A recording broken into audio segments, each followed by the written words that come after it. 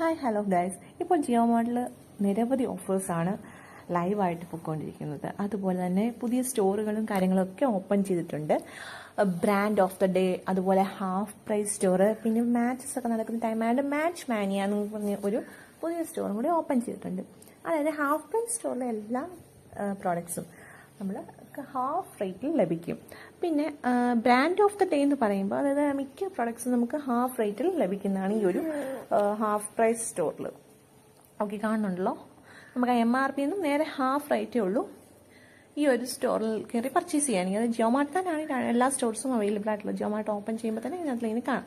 അത് കഴിഞ്ഞ് brand of the day, ഓരോ ദിവസവും ഓരോ ബ്രാൻഡ് ഓഫ് ദ ഡേ കാണും. ഇന്ന് കണ്ടോ, ഇന്ന് ടാറ്റയുടെ പ്രോഡക്ട്സ് എല്ലാമാണ് ബ്രാൻഡ് ഓഫ് ദ ഡേയിൽ ഇട്ടേക്കുന്നത്. ചില സമയത്ത് ലോട്ടസ്, മാക്ക്, അങ്ങനെ ഡിഫറെൻറ്റ് നല്ല ബ്രാൻഡഡ് ആയിട്ടുള്ള പ്രോഡക്ട്സ് നമ്മുടെ ബ്രാൻഡ് ഓഫ് ദ ഡേയിൽ വരും. അപ്പോൾ അതിന് നല്ല റീസണബിൾ ആയിട്ടുള്ള റേറ്റിൽ, അതായത് റേറ്റ് ഒത്തിരി നമുക്ക് കുറച്ചായിരിക്കും അവർ സെയിൽ ചെയ്യുന്നത്.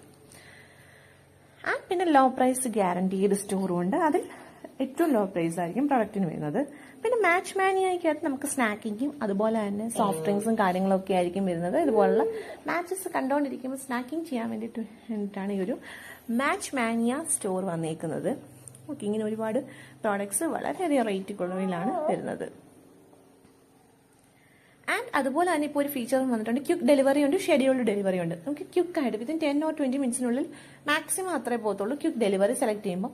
ഷെഡ്യൂൾഡ് ഡെലിവറി ആണെങ്കിൽ ഇൻ കേസ് ഇല്ലാത്ത പ്രോഡക്ട്സ് ഒക്കെ ആണെങ്കിൽ അവരുടെ സ്റ്റോറിൽ അവൈലബിൾ അല്ല എന്നുണ്ടെങ്കിൽ ഷെഡ്യൂൾഡ് ഡെലിവറിയിലേക്ക് ഇട്ടിട്ട് ഒരു പർട്ടിക്കുലർ ടൈമിനുള്ളിൽ അത് കൊണ്ടുതരും.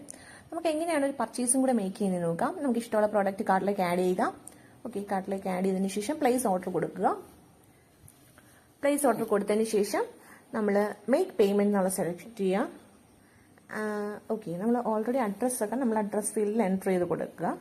പിന്നെ ലൊക്കേഷനും കൂടെ ജസ്റ്റ് ഒന്ന് ഫെച്ച് ചെയ്യിക്കുക. ലൊക്കേഷൻ ഡിറ്റക്ടർ, അതായത് കറണ്ട് ലൊക്കേഷൻ ഫെച്ച് ചെയ്യാനുള്ള ആ ഫീച്ചറും അതിനകത്ത് അവൈലബിൾ ആണ്. പിന്നെ നമുക്ക് R1 പോയിന്റ്സ് ഉണ്ടെങ്കിൽ അതും ജിയോ മാർട്ട് വാലറ്റിൽ ക്യാഷ് ഉണ്ടെങ്കിൽ അതും റെഡീം ചെയ്യാവുന്നതാണ്. എന്നിട്ട് ഏതാണോ cash on delivery, pay later, wallets, net banking ഇത് ഉപയോഗിച്ച് നമുക്ക് ഓർഡർ പ്ലേസ് ചെയ്യാം.